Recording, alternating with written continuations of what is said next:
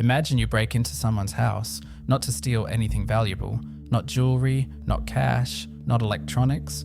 You break in because a man you barely know is stranded in another dimension, and his family has vanished, and the only thing you can think to do, the only gesture that makes any sense at all, is to take a framed photograph off his sideboard and carry it across the boundary between worlds. A family portrait. Mum, Dad, 2 kids. The glass is cool against your ribs where you've tucked it inside your jacket. You can feel the edges of the frame pressing into you the whole way through the portal, that kaleidoscope of impossible light. And when you step out the other side into the dust and silence of Clivilius, you're holding stolen property. Technically, legally, unambiguously, but the man's face when you hand it to him. That's the moment I want to talk about today.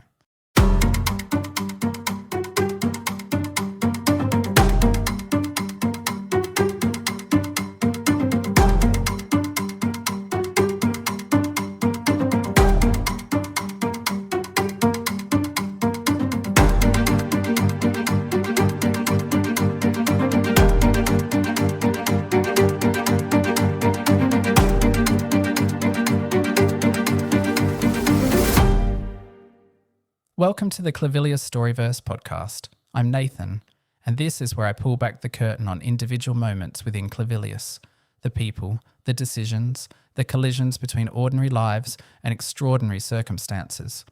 Each episode, I take one moment and I unpack what's really going on beneath the surface, the psychology, the relationships, the things people do when the rules they've lived by suddenly stop applying. Today, a woman called Beatrix Kramer, a stolen photograph, and a man who doesn't know his marriage is already over. The woman with the photograph. Beatrix Kramer is 33 years old, Tasmanian, and, depending on your perspective, either deeply principled or completely incapable of following the rules. Probably both. She grew up in Claremont, a suburb of Hobart, and from a very young age she had this thing about hidden objects, not in a creepy way, more like she was drawn to things that had stories attached to them. The trinket at the back of the drawer, the box no one had opened in years. She'd find them, hold them, turn them over in her hands like she could read the history through touch. That instinct eventually turned into a career. She ran an antique shop called Timeless Treasures with her partner Brodie Taylor. And I should tell you now, because it matters. Brodie was murdered in 2014. The shop collapsed. Beatrix's world collapsed. For years after that, she was a person held together by stubbornness and not much else. By 2018, she'd been arrested. I won't go into the details of that today. That's its own episode. But what matters is that Beatrix ended up in Clivilius, not as a tourist, not as an explorer, as someone who'd run out of road on Earth and found, impossibly, that there was somewhere else to go. And here's the thing about Beatrix that you need to understand before any of the rest of this makes sense. She is allergic to sincerity.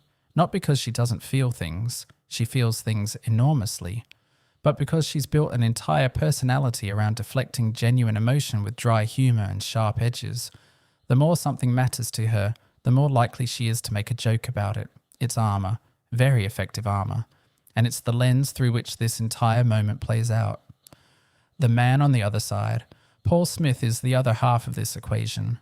Born in Adelaide, raised in a family that fractured when he was 9, Paul is one of those people who builds businesses, builds families, builds stability, because stability was the thing he didn't have as a kid, and he spent his adult life trying to engineer it into existence. He ended up in Broken Hill, married his high school sweetheart Claire, had 2 children, Mac and Rose, and ran a business. On the surface, it worked. Underneath, the marriage had been cracking for years, but Paul is an optimist, relentlessly, almost pathologically. He held on, for the kids, for the idea of the thing, if not the thing itself. Then his brother Luke called, and nothing was ever the same again. Paul crossed into Clivilius in July 2018, and very quickly, everything he'd built on Earth began to disintegrate. Claire took the kids, drove to Brisbane, probably overnight.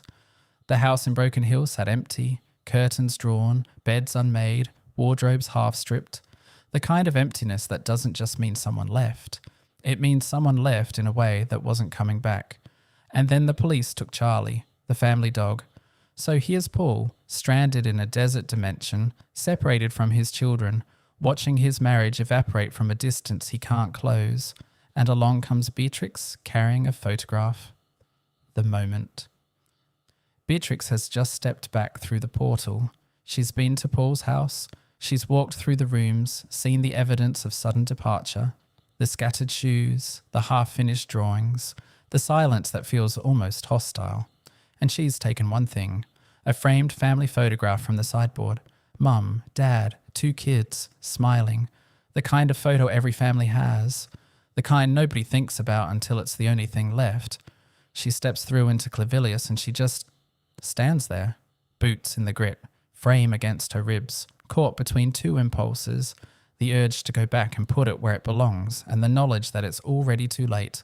She's crossed a line, taken something from a house that isn't hers, from a life she can't untangle, and carried it across dimensions.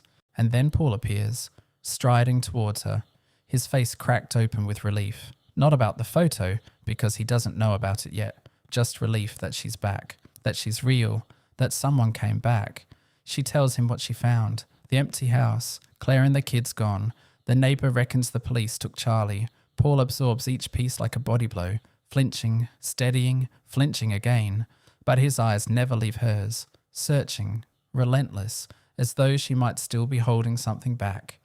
And then Beatrix reaches into her jacket and pulls out the photograph. Paul takes it with a gentleness that feels completely out of character for a man standing in a wasteland, like the frame might splinter if he grips too hard. His thumb traces across the glass in a slow line, moving over their faces. Claire, Mac, Rose. His lips part, but nothing comes out. And the silence that follows isn't empty. It's the opposite. It's full, loaded. The kind of silence that wedges itself between 2 people and refuses to move until somebody acknowledges it. The art of deflection. Now here's where Beatrix does what Beatrix always does. She breaks the moment with humour. Her words from her own account thought it might brighten the place up. Everyone needs a bit of tatty decor. And that tells you everything about who she is.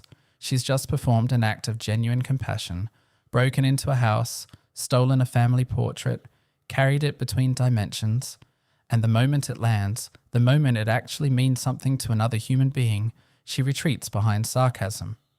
Tatty decor, as though she'd picked up a charity shop painting on a whim. What's striking about Beatrix's account of this moment is that she doesn't see herself as being kind. She doesn't see herself as being brave.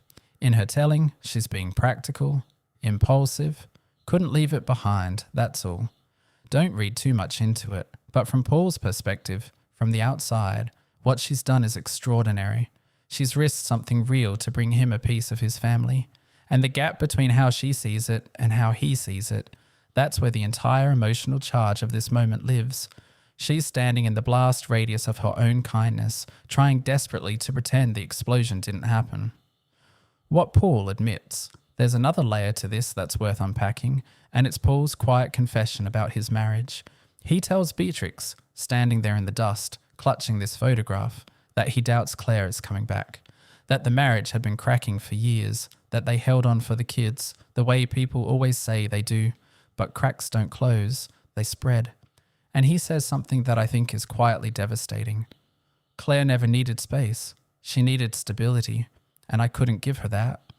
Think about what it costs a man like Paul to admit that. Paul, who has spent his entire adult life trying to build stable things, businesses, families, routines. Stability is his religion. And here he is, admitting that the one person who needed it most from him didn't get it. Not because he didn't try, but because trying and succeeding aren't the same thing. He's not crushed by it though. That's the thing. He's already rehearsed this inevitability so many times that it's lost its power to shock him.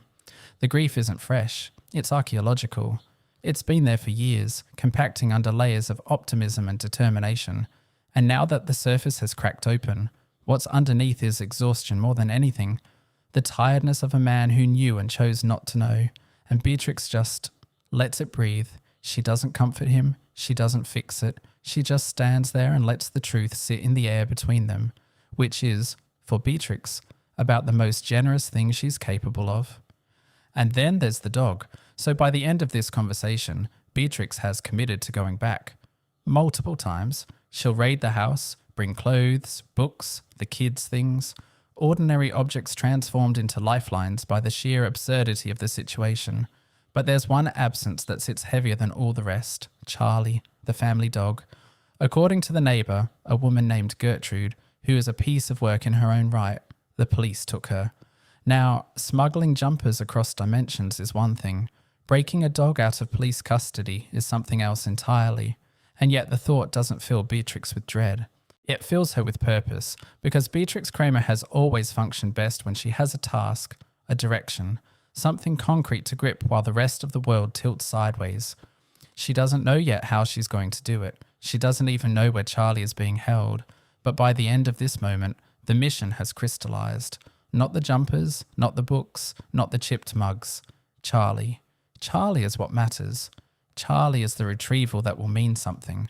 And that's so completely perfectly Beatrix.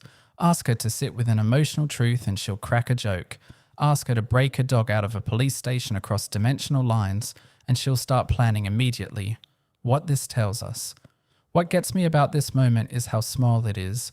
A photograph changes hands in the desert. That's it. No one fires a weapon. No one makes a speech. No civilization rises or falls. A woman gives a man a picture of his family, and for a few seconds, neither of them knows what to say. But everything is in there. Loss, loyalty, the slow, quiet death of a marriage confessed to a near stranger, the stubbornness of hope in a man who's been given every reason to abandon it, and a woman whose compassion is so tangled up in self-defense that she can't perform an act of kindness without immediately undercutting it with a joke. These are real people making real decisions under impossible pressure, and the decisions that matter most, the ones that actually change things, aren't the grand gestures. They're the small, ordinary, morally complicated ones. Taking a photo, admitting a truth, deciding to go back. Somewhere in Clivilius right now, Paul Smith still has that photograph. And somewhere between here and there, Beatrix Kramer is probably planning something she shouldn't be. And finally, next time on the Clivilius Storiverse podcast, we step into a different life, a different moment, a different corner of this world. That's how this works. Every episode is a window into a single moment, and the ripples it sends through the lives around it. I'm Nathan. Thanks for listening. And if a photograph can travel between dimensions, maybe a story can too.